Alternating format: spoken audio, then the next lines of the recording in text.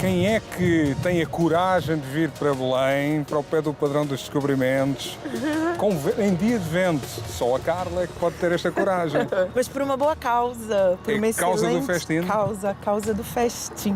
Então conte lá, você é um dos rostos do Festim, que é o festival itinerante de cinema que decorre em Lisboa, no São Jorge. A partir do dia 27 de fevereiro até 6 de março. Pronto. E conte lá às pessoas que neste momento já estão a avançar.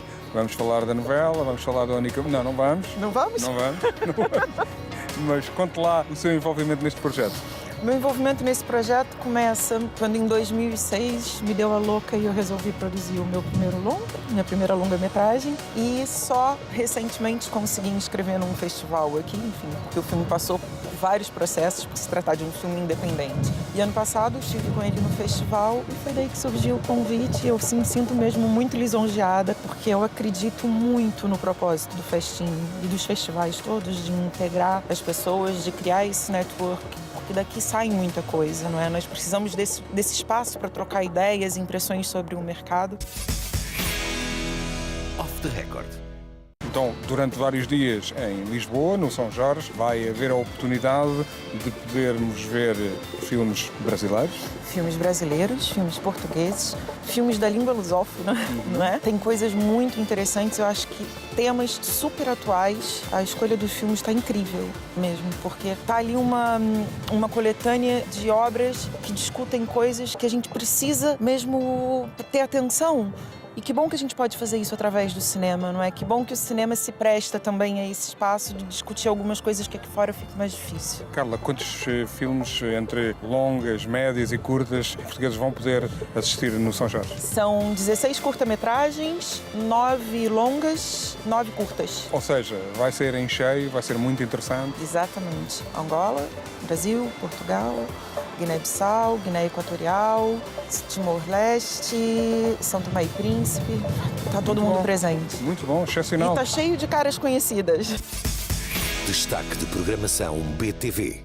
Eu estou a falar com um dos rostos do festival, mas não posso deixar de falar com a coacher, com a atriz, que muita gente, há algumas pessoas ainda que não sabem desse seu trabalho. A verdade é que você, hoje em dia, é muito mais uma treinadora de atores do que uma atriz, não é? Tenho me dedicado muito a isso. Vou começar agora a preparar uma longa portuguesa, que se chama Gabriel, da Be Active. Começo agora já na próxima semana.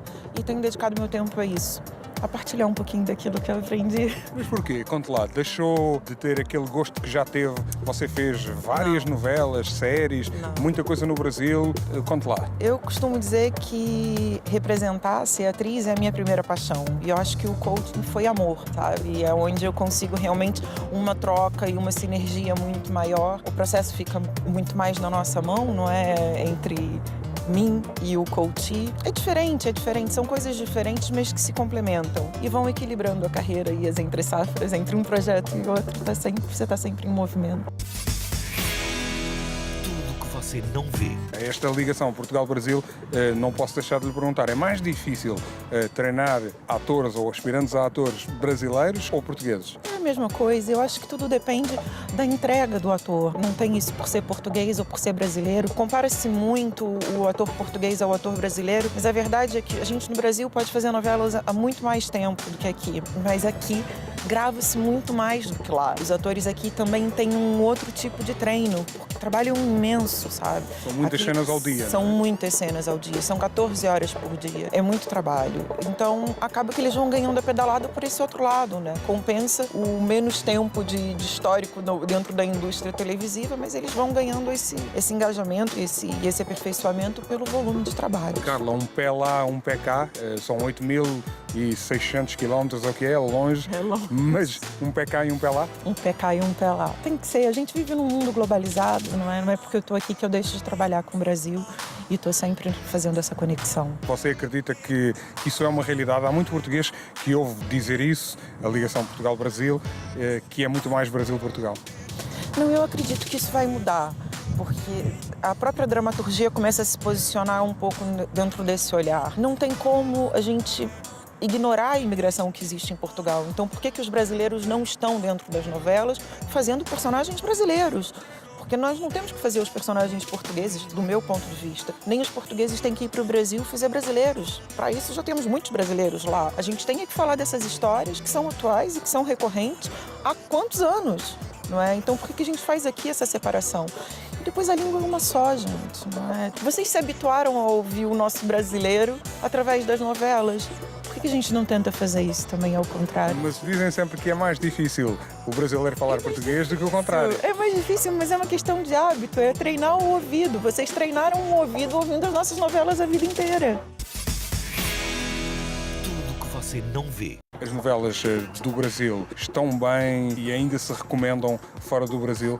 Em Portugal foi o boom que você sabe, mas hoje em dia as novelas portuguesas arrasam. Já arrasam. Já preferimos as novelas daqui e as novelas brasileiras. Mas sim, eu acho que o Brasil continuará sendo uma referência em termos de produção de novelas. O que é diferente, fundamentalmente, a produção? Eu, particularmente, acho que nos preocupamos em narrar mais a nossa realidade do que propriamente Portugal nesse momento. Eu acho que a gente passou muito tempo se preocupando em como é que o Brasil fazia a sua narrativa.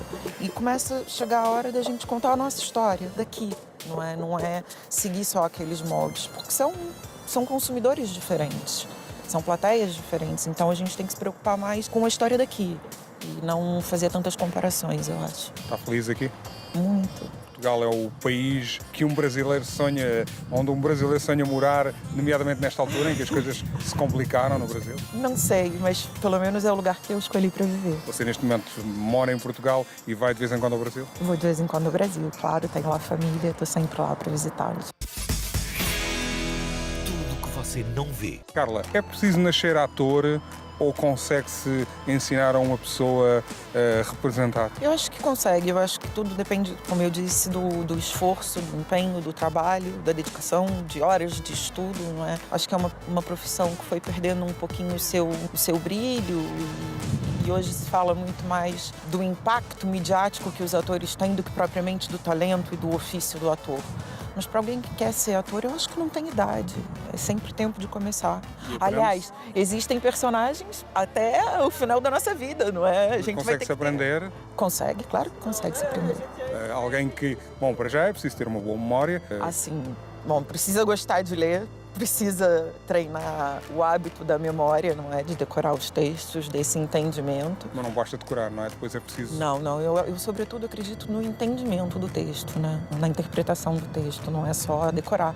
Agora, é claro, alguém que tem alguma fobia em decorar, em falar para a câmera, e aí vai ser mais complicado falar em público. Quando é que volta a fazer novela? Está toda a gente ainda lhe dizem, olha, a mulher do Norberto Venâncio, da única mulher. Ainda me dizem a mulher do Norberto, ainda me dizem a Grampola, ainda me chamam pela Bárbara da Malhação. Não sei, eu estou aqui, estou trabalhando e essas coisas não dependem tanto da gente, não é? Tem mais a ver com o mercado. Vamos relembrar, Festim, São Jorge. Festim, São Jorge. 27 de fevereiro a 6 de março no Cinema São Jorge. A gente espera vocês lá. Tudo que você não vê.